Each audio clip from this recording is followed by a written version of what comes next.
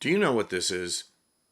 Now, most of you are going to say, yes, that's the largely absent Green Bay Packers pass rush finally getting the job done with a blitz.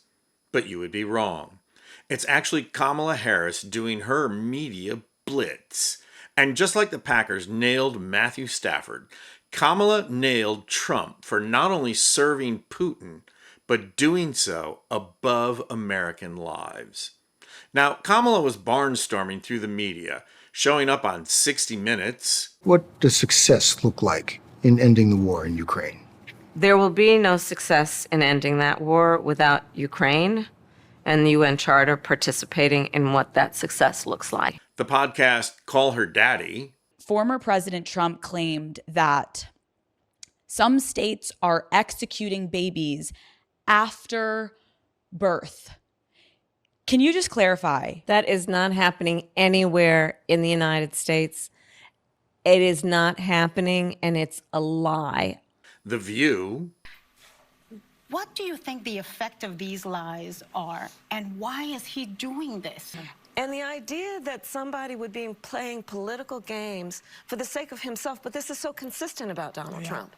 He puts himself before the needs of others. I fear that he really lacks empathy. The Howard Stern Show. The strength of America includes that we have been committed as Americans, as part of our spirit, to the expansion of rights. Right. And for the first time, we're seeing a restriction of rights, fundamental rights, including what could be more fundamental than to make decisions about your own body. And then The Late Show with Stephen Colbert.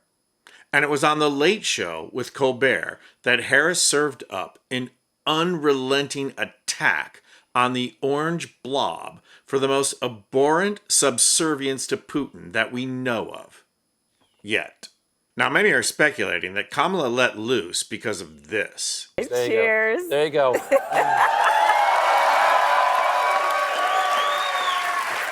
And yes, the rumors are flying that Kamala got blitzed on her media blitz. But that did not stop her from absolutely dropping the hammer on Old Trump. And it's easy to see why people would speculate. Of all the interviews that Kamala scheduled, The Late Show was supposed to be a way to show the lighter, more humorous side of Kamala, the human side. And it was a sound strategy, since Trump is as dour and humorless as you can get. I mean, what do you expect for a raging narcissist who's facing jail time, right? Colbert even started the show with this funny Kamala anecdote. Harris lived with her sister Maya and helped her potty train Maya's daughter. When talking about the experience, Harris said, "I'm dealing with this brutal stuff, dog eat dog in school. And then I would come home and we would all stand by the toilet and wave bye to a piece of shit." Wow. And if she wins next month, we all get to have the same experience. So it might have been all fun and games and softballs, but for two things.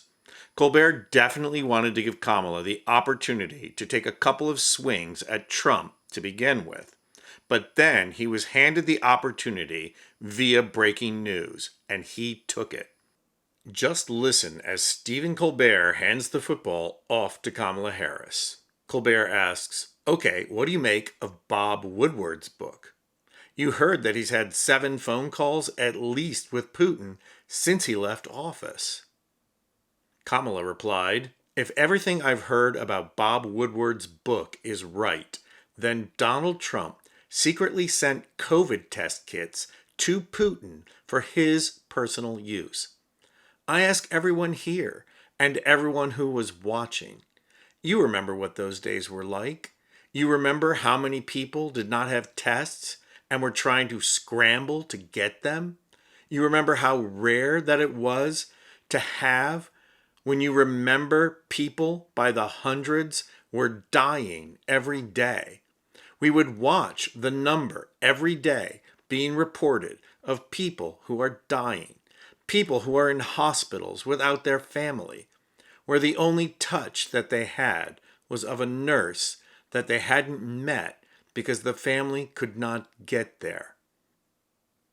And then after asking everyone to remember that context, to remember what it was like living under the sheer and utter incompetency of Donald Trump, Kamala delivered this knockout blow.